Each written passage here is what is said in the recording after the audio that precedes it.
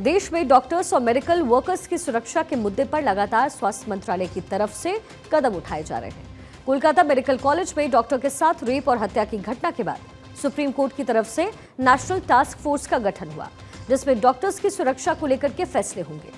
मंगलवार को national task force की पहली बैठक थी, जिसमें ये फैसला लिया गया कि सभी राज्यों के साथ बैठक की जाए और उनके सुझाव लिए जाएंगे और हर राज्य में डॉक्टर की सुरक्षा को लेकर के चर्चा होगी।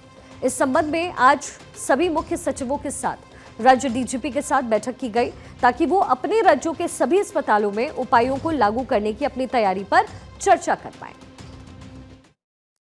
सुप्रीम कोर्ट के आदेश के बाद मंगलवार को नेशनल टास्क फोर्स की पहली बैठक की गई दिल्ली में और आज सुबह केंद्रीय स्वास्थ्य मंत्रालय में सुप्रीम कोर्ट के आदेश के बाद केंद्रीय गृह सचिव और केंद्रीय स्वास्थ्य मंत्रालय के सचिव ने सभी राज्यों के डीजीपी, मुख्य सचिव और हेल्थ सेक्रेटरी के साथ एक महत्वपूर्ण बैठक की है। इस बैठक में किस तरह से देश भर के उन सभी प्राइवेट और सरकारी हॉस्पिटल में डॉक्टर और हेल्थ प्रोफेशनल की सुरक्षा सुनिश्चित हो, इसके लिए आज ये बैठक की गई है। क्योंकि सुप्रीम कोर्ट ने साफ तौर से कहा था कि पिछले दिनों जिस तरह से आरजीकर हॉस्पिटल पश्चिम बंगाल की राजधानी कोलकाता में महिला ट्रेनिंग डॉक्टर के साथ दरिंदगी का मामला सामने आया था, उसके बाद पूरे देश में जो डॉक्टर थे वो प्रोटेस्ट कर रहे थे और उसी प्रोटेस्ट की सुनवाई करते हुए सुप्रीम कोर्ट ने आदेश दिया था केंद्र सरकार को कि नेशनल टास्क फोर्स का गठन किया जाए और देश भर के सभी सरकारी प्राइवेट हॉस्पिटल में किस तरह से सुरक्षा खामियां हैं इस पर एक नज़र डाला जाए और उनका सजेशन भी लिया जाए। कल मंगलवार को दिल्ली में नेशनल टास्क फोर्स की पहली बैठक की गई और आज सुबह केंद्रीय स्वास्थ्य सचिव, केंद्रीय गृह सचिव के साथ सभी राज्यों के डीजीपी, मुख्य सचिव और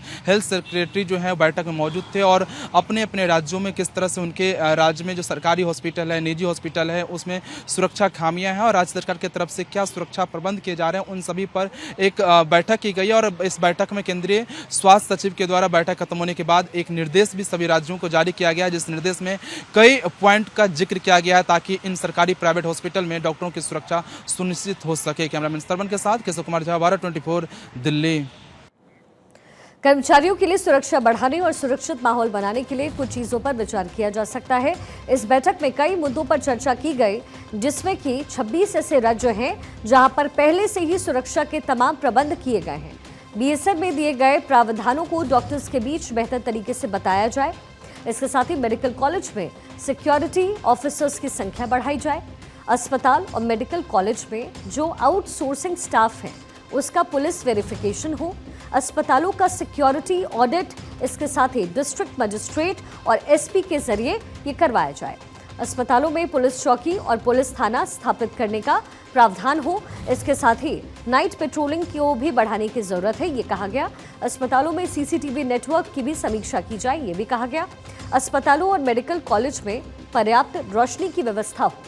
खाली पड़ी जगह की सुरक्षा समीक्षा एक निश्चित समय के अंतराल पर हो। अस्पतालों के अंदर व्हीलचेयर, स्ट्रेचर की संख्या बढ़ाई जाए।